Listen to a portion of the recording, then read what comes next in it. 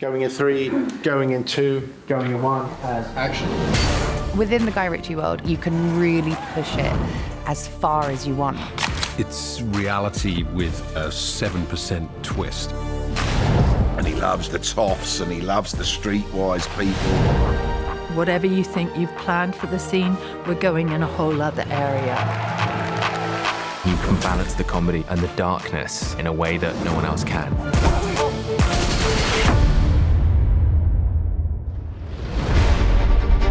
It was a very complicated evolution, British aristocracy. There's been a highly evolved and developed subculture. It's so integrated in us as a society to have this class system. Pleasure. Huge family generational seats, you know, dukedom passed down for hundreds of years. His Grace, the Duke of Halstead. If we're trying to put across this idea of the aristocracy, there are certain things you kind of can't cut corners on. The locations are going to do a huge amount of that work for you. The first job really was to pick the home, Halstead Manor. So we looked at a number of fantastic country houses that would let film crews in, and we chose Badminton House. Her family still lives here, and we're going into their home. Yeah, people still live there. We would still have the Dukes upstairs, and the house staff was telling us that the Duke was about to come through. That was weird. So there are tired bits, and there are cracks, but the paintings and the majesty is still there. We're very privileged to be allowed to film in them. Hey, Mark. Simon, Mark. From the top, pal. And Dodgy, Your Grace.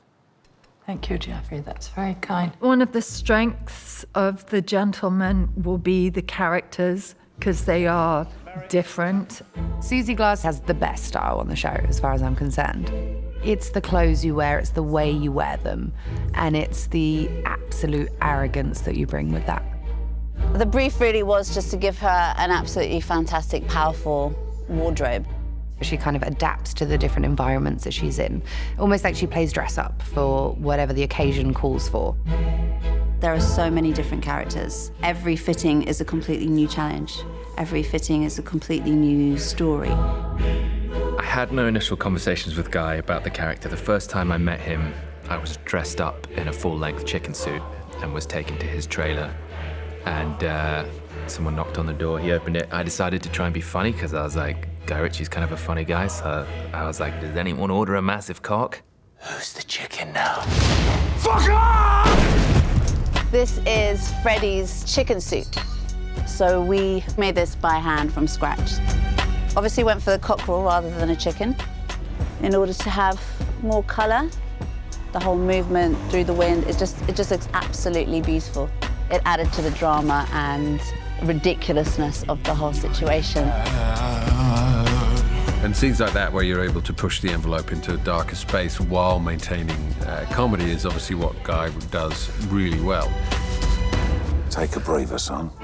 There's been a hole in my soul, the shape of Vinnie Jones, for the last 20 years, has now been filled.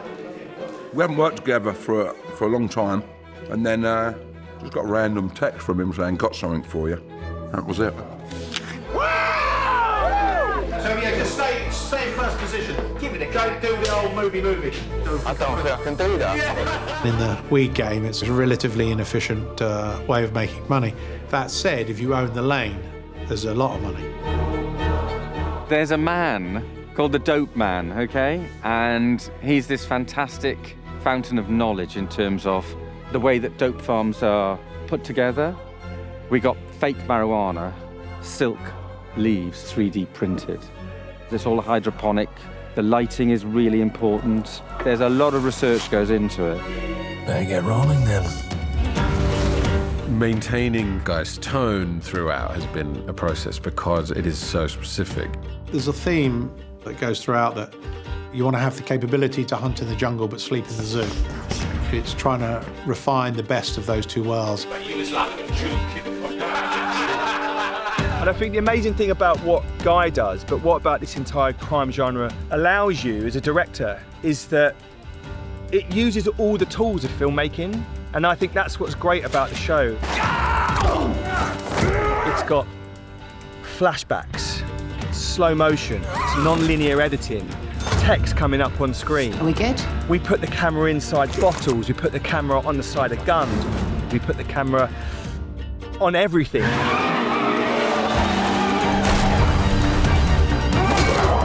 If you've got to try and summarise the ambition of the show, is to galvanise curiosity for the purpose of refining the disparate personalities that reside within all of us.